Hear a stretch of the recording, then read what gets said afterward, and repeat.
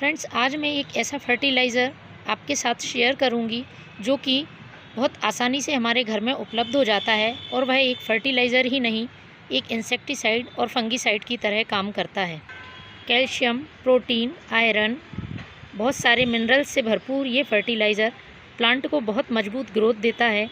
और ब्रांचेज़ यदि बहुत पतली पतली आ रही हैं या आपका प्लांट बहुत कमज़ोर हो गया है तो इस फर्टिलाइज़र का यूज़ आप ज़रूर करें, क्योंकि कैल्शियम से भरपूर होने की वजह से ये प्लांट में बहुत मजबूती देता है और प्लांट की जड़ें मजबूत होती हैं, प्लांट की ब्रांचेस मजबूत होती हैं। और यदि आपके प्लांट में ग्रोथ रुकी हुई है या बड्स ड्रॉप हो जाती हैं, अच्छी तरह से फूल खिल नहीं पाता है, फूलों का आकार छोटा होता है, तो उसका एक रीज़न प्लांट बहुत कमज़ोर होना होता है और इसकी वजह से जो बड्स हैं वो फूल बनने से पहले ही गिरने लगती हैं।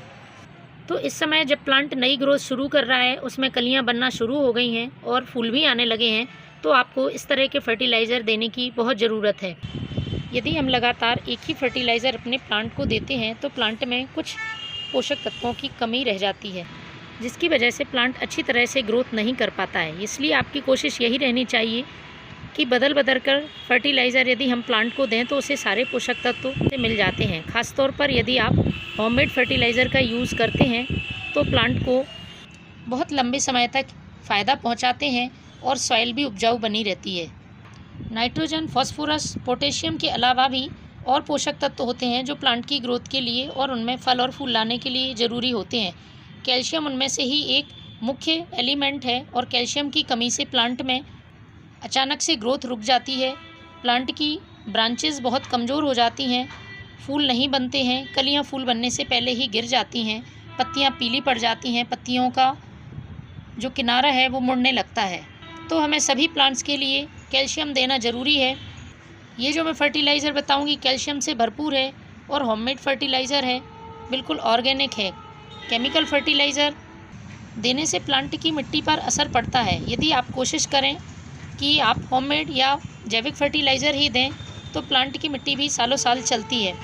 प्लांट में फर्टिलाइज़र के साथ साथ हमें ध्यान रखना होता है इसमें किसी तरह के इंसेक्ट ना हो, किसी तरह का फंगस ना हो।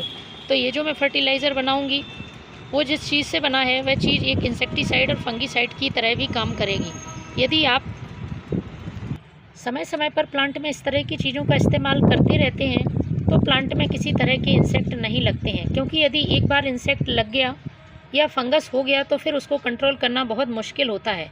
तो इस तरह की चीज़ें आपको प्लांट में महीने में एक बार यूज़ करते रहना चाहिए, जिससे प्लांट कीड़ों से पूरी तरह से सुरक्षित रहे और अच्छी ग्रोथ बनाता रहे।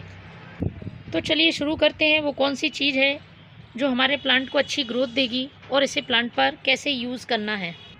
तो मेरे हाथ में आप जो चीज़ देख रहे हैं वो है ये दूध। दूध प्रोटीन, कैल्शियम, आयरन, मैग्नीशियम से भरपूर होता है। इसके साथ ही इसमें बहुत सारे विटामिन्स, मिनरल्स पाए जाते हैं।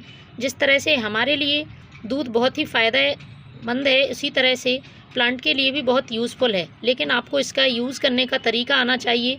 इससे रिलेटेड बहुत सारे क्वेश्चंस उठते हैं, जैसे कि इससे प्लांट में फंगस तो नहीं लग जाता है, या फिर हमें कौन सा दूध इस्तेमाल करना है। तो एक बात मैं आपको बता दूं, यदि आपको दूध से किसी तरह के फंगस लगने का डर है तो ऐसा नहीं है। आप जितनी अच्छी तरह से दूध को डाइल्यूट करके प्लांट में डालेंगे, ये दूध प्लांट में से फंगस हटाएगा और जड़ों में भी किसी तरह के इंसेक्ट या फंगस को नहीं लगने देगा।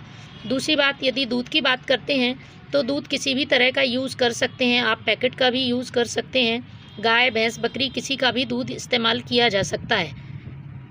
तीसरी बात, बॉइल्ड दूध यूज़ करें या फिर कच्चा दूध यूज़ करें, तो आप दोनों में से कोई सा भी दूध यूज़ कर सकते हैं। लेकिन यदि ज़्यादा फ़ायदे की बात करें तो आप कच्चा दूध ही इस्तेमाल करें, प्लांट में तो बहुत ज़्यादा फ़ायदा होता है। तो मैंने ये कच्चा दूध ही लिया है। अब इसको मैं डाइल्यूट करूँगी। आप दो तरह से इस्तेमाल कर सकते हैं।